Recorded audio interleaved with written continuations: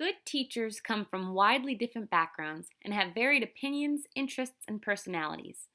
But some qualities, such as the ability to communicate clearly, are common to nearly all good teachers. On the other hand, it is hard to imagine a teacher being a success without possessing these qualities. In order to be successful, teachers must purposefully act in caring, fair, professional, respectful, and responsible ways.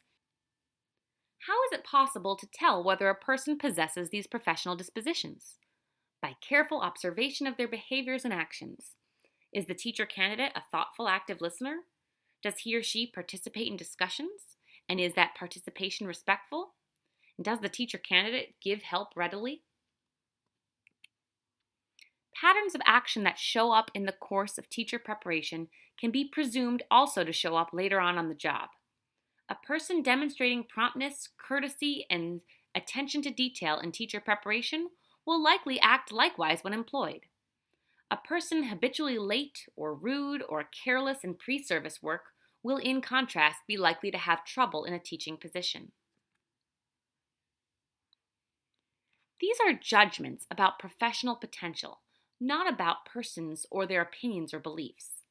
As a university, we are an institution that is certifying and licensing teachers.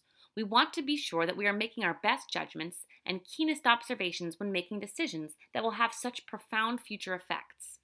The identification and evaluation of professional dispositions is a valuable tool for identifying and capturing important information about prospective teachers to make sure that they are best prepared for their professional lives.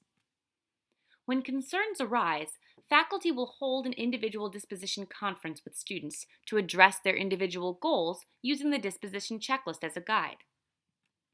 If the concerns warrant, faculty will document the conference and work with the candidate to develop and act upon a remediation plan. Documentation is sent to the teacher education unit for filing. Based on the type of disposition concern and the response to the remediation plan, the disposition may or may not be considered resolved. You will be exposed to many opportunities in your upcoming teacher preparation program that will help teach you and help you develop disposition traits. In every special education course you take, professional disposition will be infused. You will have the opportunity to review the disposition trait checklist and identify and relate to expected student behavior in relation to the course. Additionally, your practicum site's disposition will be part of your evaluation. You will also self-assess at the beginning of each semester and set goals for yourself as a teacher when you complete your practicum experiences. During field-based and student teaching semesters, disposition is part of your evaluation and is included in your professional development plan. Remember, you never get a second chance to make a first impression. Although this may sound cliche, it's very true. Based on appearance, body language, demeanor, mannerisms, and dress, it just takes a quick glance for people to evaluate other people when they meet them for the first time. Once an impression is formed, it can be nearly impossible to reverse or undo it, which makes this first encounter extremely important. A picture is worth 1,000 words. The first thing we think about when talking about appearance is appropriate dress. You must present yourself appropriately. You must be sure that your attire is appropriate for the occasion, whether it be a day in the classroom, a meeting with parents, or a visit with the state superintendent. In addition, you must consider the appropriateness of body piercings and body art. Whereas you do not totally have to conform or lose your individuality, it is important to fit in to some degree. What is important to remember is that you must dress, look, and act the part for the given situation. You may express your individuality within the proper context. Other things you should really begin to take into consideration is what your involvement is with social media. Social media offers plenty of opportunities for learning and interactivity, but also nowadays, with the proliferation of social media, almost anyone can gain access to personal history with just a few clicks. Consider this example. Here's a clip from the Associated Press in 2008. Several teachers in the Charlotte-Mecklenburg School District faced discipline for posting images and material on Facebook that school leaders find objectionable. District spokeswoman Nora Carr told the Charlotte Observer that officials are recommending that one teacher be fired for writing that she teaches in the most ghetto school in Charlotte.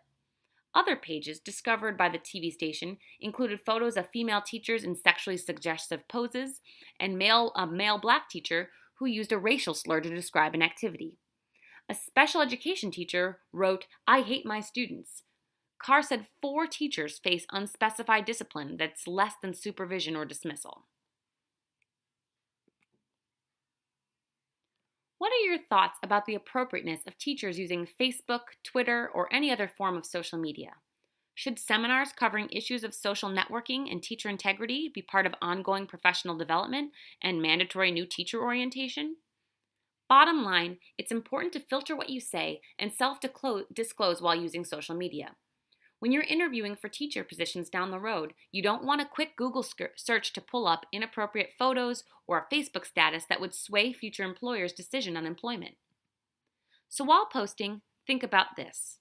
Would you be okay with the picture or comment you're posting being on the front page of the newspaper and having your 84-year-old grandmother read it? If it passes the grandma test, then you're cleared.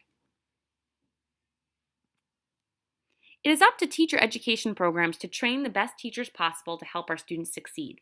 Through careful thought, self-reflection, and observation, you will continue to develop your knowledge and skills as well as professional dispositions, allowing you to have a positive impact on students, families, and the educators you will collaborate with.